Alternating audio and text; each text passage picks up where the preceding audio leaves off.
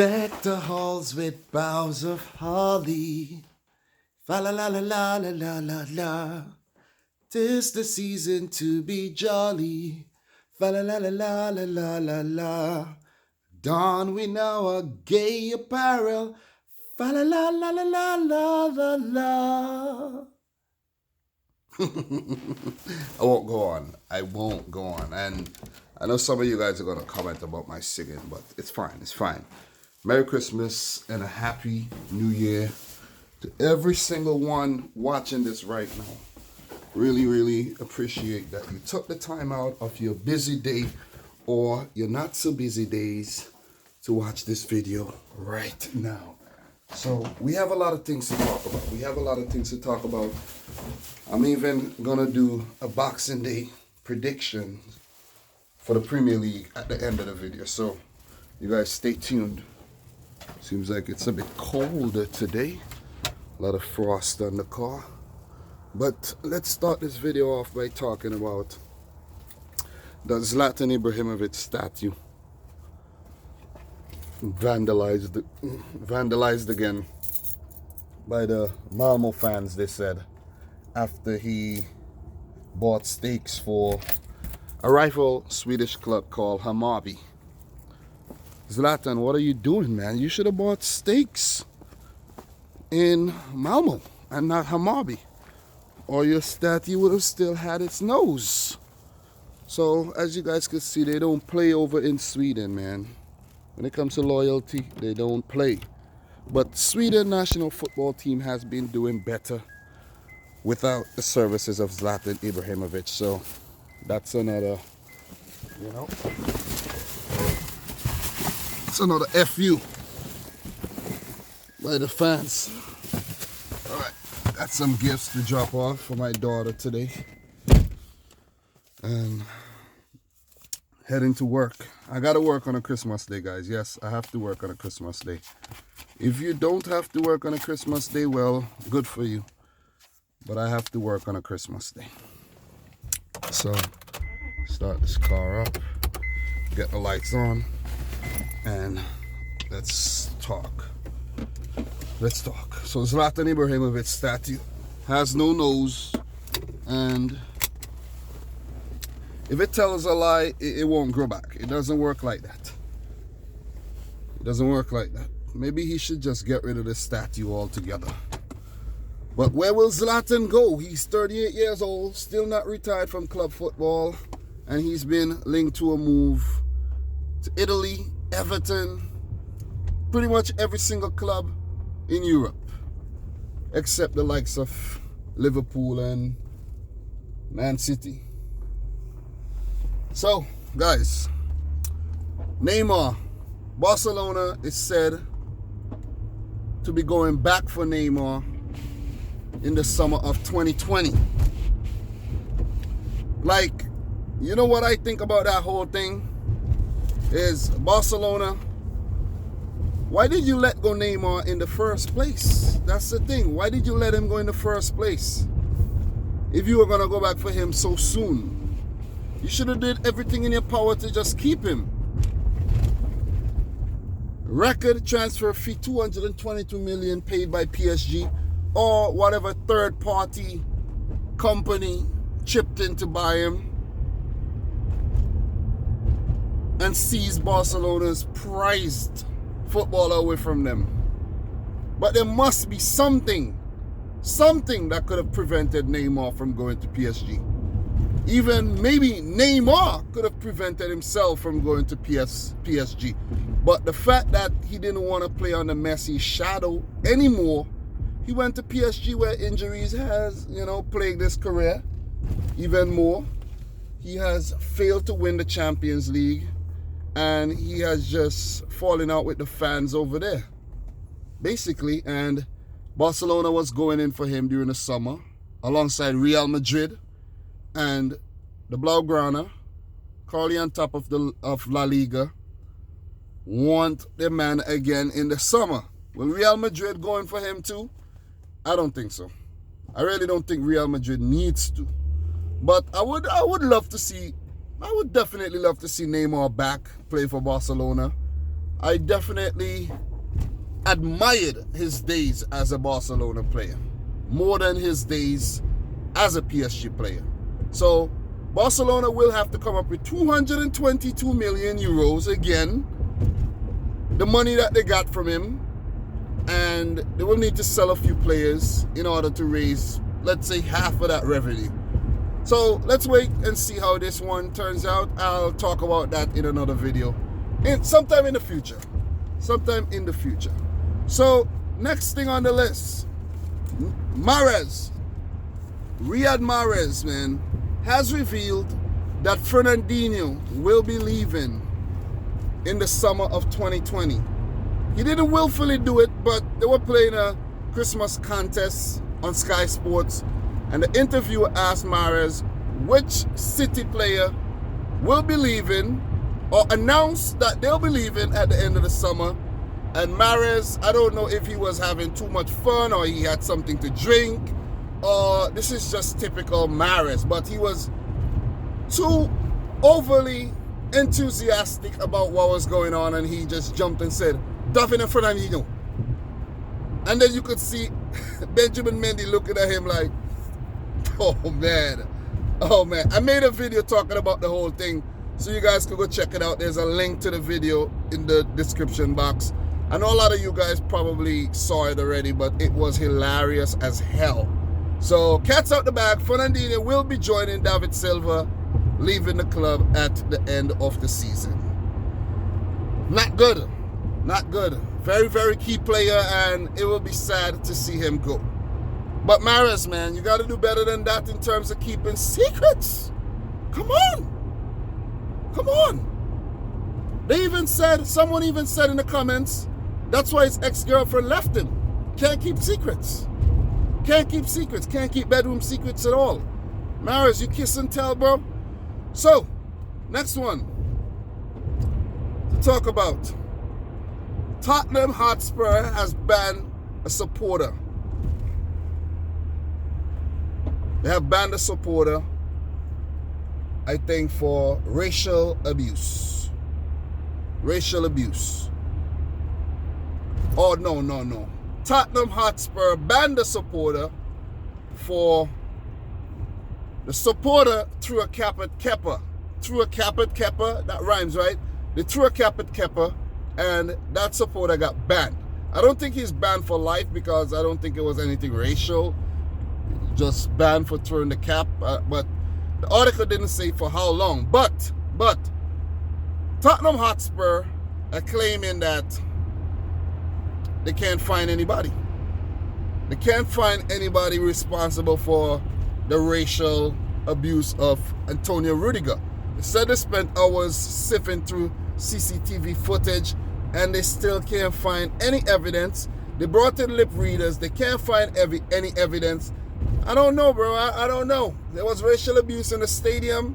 They were announcing it time after time, and how you guys can't find anybody. It's kind of fishy to me. Maybe the person they found, it was like, ooh, not that person. Let's just put out a statement saying that we didn't find anybody. You know? But a Chelsea fan was also arrested for racially abusing Heung-min Son after that incident where he gets sent off for kicking Antonio Rudiger. What's all this racism and, people getting banned? And come on people, you're smarter than that. Or maybe not. Maybe you're not smart at all. Maybe the people at the stadium aren't smart at all. They just say whatever they feel. They just think they're entitled to just say whatever. But no. Arrested, and that fan will be banned for life, because the punishment for racial abuse of a player, you do get banned from the stadiums for life. I don't know if it's all the stadiums across England. I would love to believe so. But maybe that fan will have to, go to France or Spain or whatever to watch football games. Or maybe in Ireland, if he desires to watch football games. So that's that. The racism in the Premier League and all the other leagues must stop. It must stop. Also, on the topic of Heung-min Son, his ban has been upheld. So Tottenham appealed the ban, 3-match ban for that Antonio Rudiger incident, and it has been upheld by the FA. Son will still be banned for 3 games. So sorry, Heung-min Son, but you have to be taught a valuable lesson here. You need to control your temper. Very, very good player. Don't get me wrong. Very skillful player.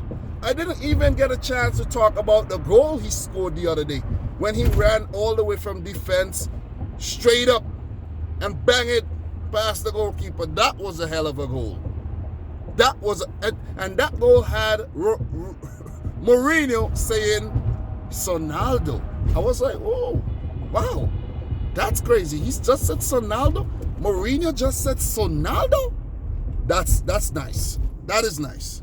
That is nice. In other news, guys, Mario Mandzukic, the Croatian legend, let's call him the Croatian legend, former international, retired after the World Cup. Juventus player, 33 years old, represented them for 164 games, scored 44 goals. That's not bad, right? He has signed for Qatari Stars League club Al Duhail. He will link up with Mehdi Benatia over there, formerly of Juventus. So Juventus and Al Duhail have been doing quite a bit of business lately. So Mandzukic frozen out of the team by Maurizio Sarri. But to be honest, like, come on, Mandzukic, like, you got Higuain, Dybala, Ronaldo. How are you going to get into that team? Wasn't even put into the Champions League squad. So just falling out of favor in Turin, and he decided to move. He was linked to Man United, but guess he turned that one down for maybe a better paying gig over in Qatar. And you can't give him wrong, you know. He's retired from international football in the twilight of his career, so he's on an adventure. And he has been quite a journeyman in his career. Atletico Madrid, Bayern Munich, Juventus, Dinamo Zagreb, maybe another club in Germany too, can't remember. And now Al Duhail. Seems like a lot of players are going to Qatar these days. Qatar is becoming very, very popular. I wonder which country is going to host the next FIFA World Cup though. Is it Qatar? I wonder.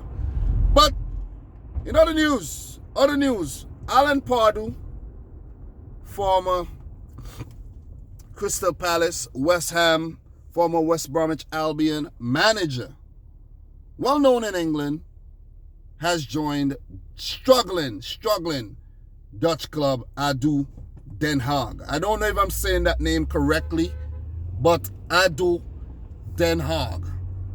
They're struggling right now in the Dutch Eredivisie, and Pardew, been out of job since 2018, claims that he's, going for a new challenge, new adventure over in the Netherlands. So it's going to be a hell of a task for him. And thank you, Guess Who. Shout out to Guess Who for bringing that to my attention. And then I also saw it in the news. It's cool to see, an English manager, a quite prominent one, go over to manage one of these smaller teams trying to turn their fortunes around. And he said it's going to be very, very difficult to do so. So all the best to Alan Pardew in his quest to save ADO Den Haag from relegation. We're going to hear about Mr. Alan Pardew getting sacked pretty soon. It's definitely going to happen. It's definitely going to happen. But guys, it's now Christmas. Merry Christmas to everyone who's on top in the top leagues at Christmas. In the German Bundesliga, RB Leipzig is currently on top with Borussia Mönchengladbach second, Bayern Munich third, I think Borussia Dortmund fourth, and it's quite tight. It's quite tight over there in the German Bundesliga. Who do you guys think is gonna win it at the end of the season? I would love to see Leipzig win it or Mönchengladbach. Bayern Munich, step aside. In France, of course, PSG is on top with Olympique de Marseille currently in second. It would be nice to see Marseille get Champions League football next season too. Lille currently in third. Olympique Lyon, I think they're like way behind. They're struggling though. They're struggling, and they picked up 2 bad injuries in their last game. I think Memphis Depay and Ren Adelaide, the former Arsenal man, picked up an injury too. I think his name is Jeffrey Ren Adelaide. 2 very key players, 2 good players. Adelaide just signed for big money and injured. I think these players injured their ACLs, man. That's not good. That's not good for the Dutch national team at all. So, over there in France, PSG running away with the thing again, and I think PSG are gonna win it again. I think PSG are definitely gonna win it again. No doubt about that one. No doubt about that one. It will also be nice to see a team like Marseille win it, but I don't think that's going to happen. I don't think it's gonna happen at all. It's going to be PSG once again. They're too good. They're too good for the league. They're too good for the league. They need to be put into a stronger league or something. Like, go over to the English Premier League for just a season, you know? Like, have some kind of exchange program where you send an English Premier League team over to the French League, like one of the weaker ones, maybe like a Bournemouth, and bring PSG over into the Premier League. That'll be fun. Then Inter Milan and Juventus are currently in the title race over there in Italy, with Inter on top at Christmas. It will also be nice to see Inter do the thing and win the Scudetto. Haven't done it for a while. So Juventus have been winning it year after year. It would be quite refreshing to see a new team do so. Then Barcelona on top in La Liga at Christmas, with Real Madrid second, Sevilla third, Atleti fourth. It's on. It's on in Spain.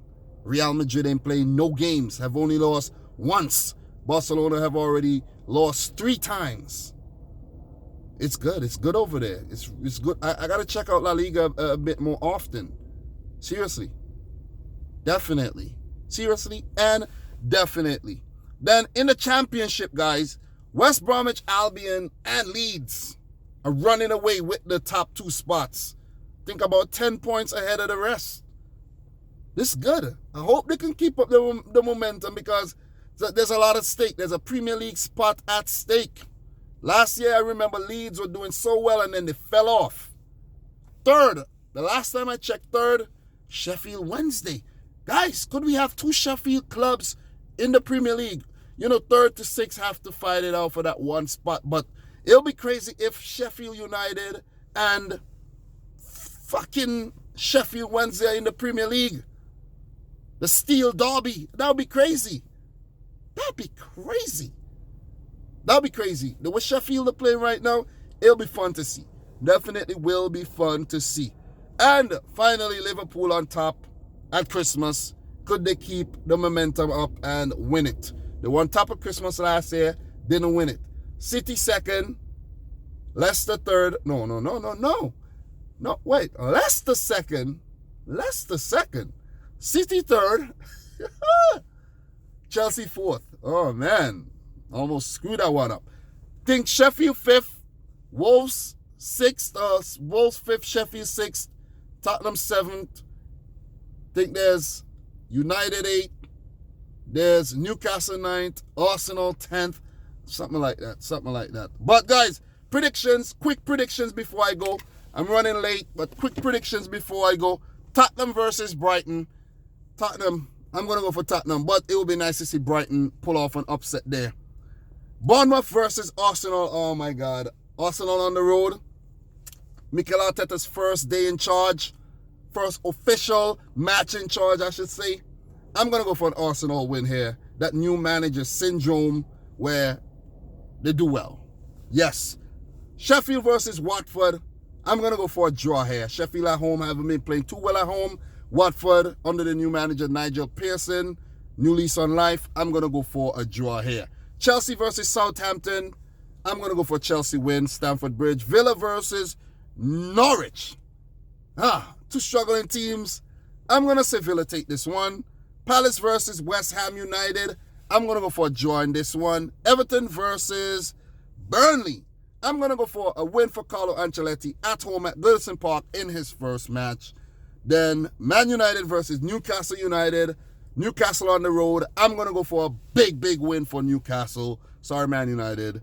And then we have Liverpool-Leicester. Of course, I'm going to say Liverpool win on the road because they have been winning everything this season. And last but not least, Wolves versus Man City. Time for us to get our revenge. We must win this one. It's going to be difficult, but I'm going to go for a City win. Guys, that wraps it up. Gotta run. Merry Christmas. Happy New Year to everyone. I hope you enjoyed the long-ass, uncut, raw, unedited video on the way to work. Love you guys. Have a great Christmas. Enjoy the Boxing Day and the festive period fixtures. And until tomorrow, where I'll be in the studio making some top shelf, top quality HD videos. Love you. Peace out. Rich?